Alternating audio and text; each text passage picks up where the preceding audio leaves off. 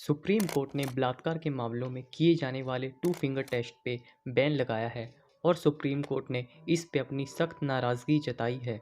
और supreme court ने ये चेतावनी दी है कि इस टेस्ट को करने वाले व्यक्ति को दोषी माना जाएगा, क्योंकि ये टेस्ट एक पेट्रियार्कियल माइंडसेट पे बेस है जिसमें ये माना जाता है कि सेक्सुअली एक्टिव वुमेन या मैरिड वुमेन का रेप नहीं किया जा सकता है। Justice D.Y.. चंद्रचूड़ और हेमा कोहली की पीठ ने कहा है कि इस टेस्ट पर बैन लगाया जाए। दुर्भाग्य की बात यह है कि ये टेस्ट अभी भी सोसाइटी में किए जा रहे हैं। महिलाओं का जेनाइटल एग्जामिनेशन करना उनकी गरिमा पर अटैक करने जैसा है। तो इस वीडियो में हम ये जानेंगे कि क्या है ये टू फिंगर टेस्ट जिस पे सुप्रीम कोर्ट ने सख्त नाराज़गी जताई है, और इस टेस्ट को कैसे किया जाता है और ये टेस्ट करना सही है या नहीं। इन सभी सवालों के जवाब देने की कोशिश करूंगा मैं इस वीडियो में।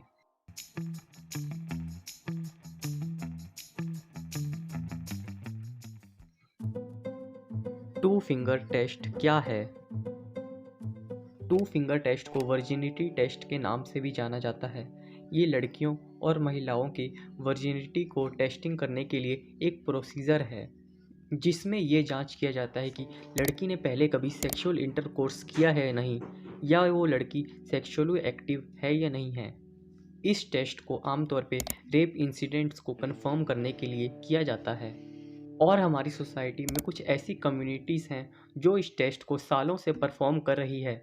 हम इसके बारे में बाद में डिटेल में बात करेंगे, लेकिन पहले ये समझते हैं कि इस टेस्ट को कौन करता है और इस टेस्ट को कैसे किया जाता है। टू फिंगर टेस्ट को ट्रेन डॉक्टर्स के थ्रू हॉस्पिटल में किया जाता है। इस टेस्ट को करने के लिए रेप विक्टिम के प्राइवेट पार्ट्स में 2 उंगलियां डालकर उसका वर्जिनिटी टेस्ट किया जाता है। इसके लिए वो वेजाइनल मसल्स और हाइमन की जांच करते हैं। ये टेस्ट वेजाइनल मसल्स की लचीलेपन पे बेस है, जिसमें डॉक्टर प्राइवेट पार्ट्स में 2 उंगलियां डालते हैं। अगर प्राइवेट पार्ट्स में दोनों उंगलियां आसानी से चली जाती हैं तो उस वुमेन को सेक्सुअली एक्टिव माना जाता है और ये माना जाता है कि वो वुमेन वर्जिन नहीं है। और 2 उंगलियां आसानी से नहीं जाती है तो उस वुमेन को वर्जिन माना जाता है। और टू फिंगर टेस्ट में हाइमन की जांच भी की जाती है। हाइमन एक पतली सी टिश्यू है जो कि वेजाइना को बाहर से कवर करके रखती है। तो डॉक्टर्स हाइमन के प्रेजेंस और अब्सेंस के बेस पे रिजल्ट बताते हैं। अगर वेजाइना में हाइमन मौजूद होता है तो ये मान लिया जाता है कि लड़की ने पहले कभी फिजिकल रिलेशंस नहीं बनाए हैं और वो वर्जिन है। और अगर वेजाइना में हाइमन मौजूद नहीं होता है तो ये मान लिया जाता है कि लड़की ने पहले कभी फिजिकल रिलेशंस बनाए हैं और वो वर्जिन नहीं है। पर क्या वर्जिनिटी को पता लगाने के लिए टू फिंगर टेस्ट करना एक सटीक सॉल्यूशन है? हर एक वुमेन का हाइमन का साइज, शेप, थिकनेस अलग अलग हो सकता है। किसी किसी वुमेन में हाइमन का साइज बड़ा होता है और किसी में छोटा होता है, और कई वुमेन को तो हाइमन ही नहीं होता है। हाइमन नहीं होने का मतलब ये है कि वेजाइना के बाहर कोई ओपनिंग ही नहीं है, वेजाइना पूरी तरह से कवर है। तो ऐसी सिचुएशंस में जो वुमेन का मेंस्ट्रुअल ब्लड है वो वेजाइना से बाहर नहीं आ पाता है, और इसके बारे में प्यूबर्टी आने पे ही पता लगता है, जिसको सर्जरी से ठीक किया जा सकता है। और इस कंडीशन को इम्परफोरेट हाइमन कहते हैं। तो हम ये बात कर रहे थे कि किसी किसी वुमेन में हाइमन का साइज़ ज़्यादा होता है, किसी में कम होता है, और किसी में हाइमन ही नहीं होता है। हाइमन सेक्सुअल इंटरकोर्स के दौरान टूट सकती है और हाइमन टूटने से पेन और ब्लीडिंग हो सकती है, पर ज़रूरी नहीं है कि हर वुमेन के साथ ऐसा हो। अगर किसी वुमेन को फर्स्ट टाइम सेक्सुअल इंटरकोर्स के दौरान पेन और ब्लीडिंग हो रही है तो ये भी नॉर्मल है, और अगर ब्लीडिंग नहीं हो रही है तो ये भी नॉर्मल है। और ऐसा ज़रूरी नहीं है कि हाइमन सिर्फ सेक्सुअल इंटरकोर्स के दौरान ही ब्रेक हो सकती है, क्योंकि हाइमन एक बहुत थिन सी टिश्यू है जो कि साइकिल चलाने से, पेड़ पे चढ़ने से, और स्विमिंग करने से, और मास्टरबेशन और डांसिंग से भी टूट सकती है। और वुमेन पीरियड्स के दौरान टैम्पॉन्स और मेंस्ट्रुअल कप यूज़ करती हैं जो कि विजाइना के अंदर इंसर्ट की जाती है, और अगर वो ठीक से इंसर्ट ना की जाए तो ये हाइमन को ब्रेक कर सकती है। वेजाइना में टैम्पॉन या मेंस्ट्रुअल कप यूज़ करना सेक्सुअल इंटरकोर्स तो नहीं है, पर यहाँ भी हाइमन ब्रेक हो रही है। तो ब्रेक हुए हाइमन का ये मतलब नहीं है कि ये हाइमन सिर्फ सेक्सुअल इंटरकोर्स के दौरान ही टूटी है। पर क्योंकि ये टेस्ट सिर्फ हाइमन के प्रेजेंस और अब्सेंस पे ही बेस होता है, इसलिए टू फिंगर टेस्ट को ऑथेंटिक और रिलायबल नहीं माना जाता है। और डॉक्टर्स दूसरा टेस्ट ये करते हैं जिसमें वो ये देखते हैं कि वेजाइना लूज है या टाइट है। जब भी वुमेन को सेक्सुअल एक्साइटमेंट होती है तो वेजाइना की मसल्स रिलैक्स हो जाती हैं। तो सेक्सुअल इंटरकोर्स के पहले, उसके दौरान और उसके बाद वेजाइना की मसल्स पहले से थोड़ी ज़्यादा खुल सकती है, जो कि सेक्सुअल इंटरकोर्स के बाद अपनी रेगुलर शेप में आ जाती है जैसे वो पहले थी। और ऐसा कोई एविडेंस नहीं मिला है कि वेजाइना सेक्स करने से लूज़ हो जाती है। तो ये वेजाइना की लूजनेस और टाइटनेस को चेक करना पूरी तरह से अनसाइंटिफिक, इलॉजिकल और इलीगल है। तो इन दोनों केसेस में टू फिंगर टेस्ट पूरी तरह से फेल हो जाता है।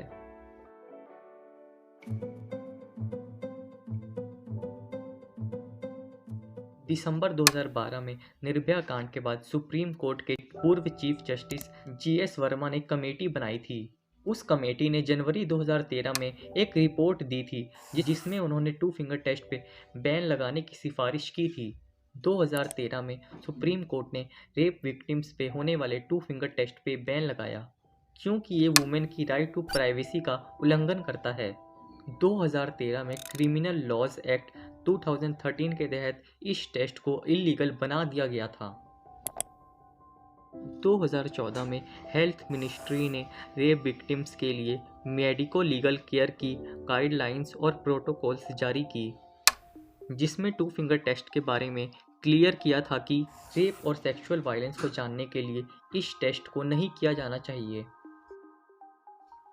2018 में WHO ने भी इस टेस्ट पे बैन लगाया। 2013 में बैन लगने के बाद भी ये टेस्ट पूरे इंडिया में किया जा रहा था।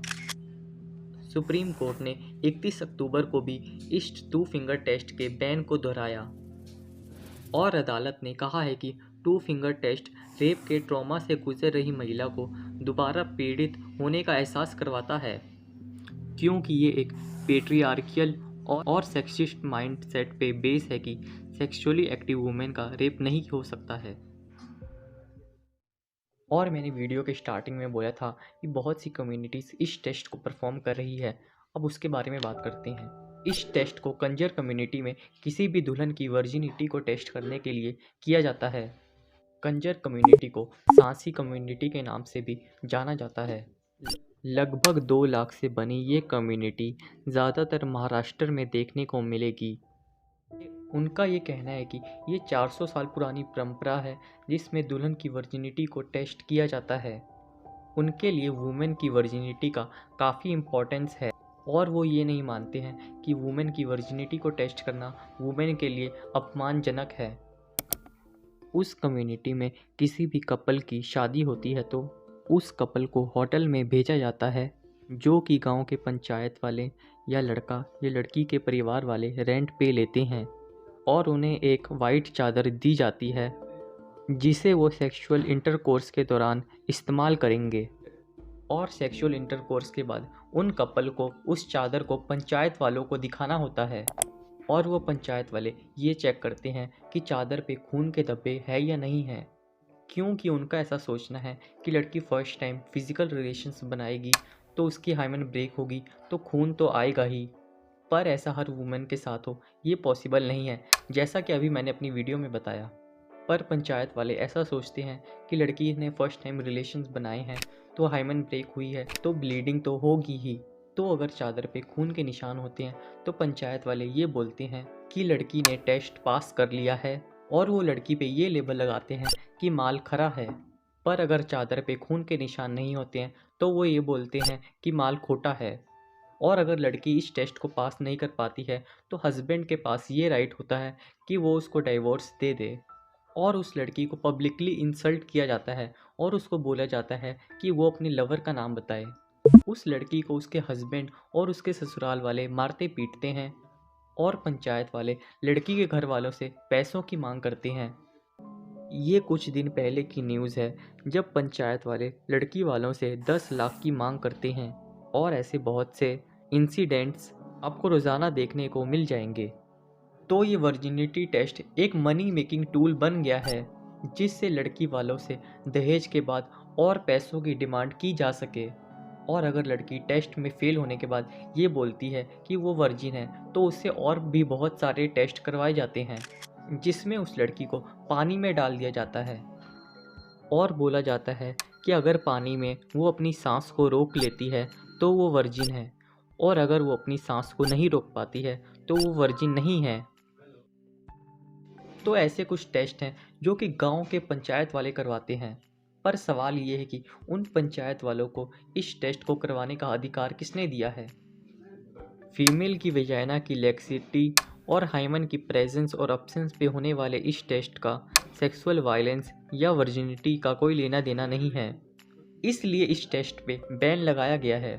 तो इस वीडियो में बस इतना ही। मिलते हैं नेक्स्ट वीडियो में किसी और टॉपिक के साथ।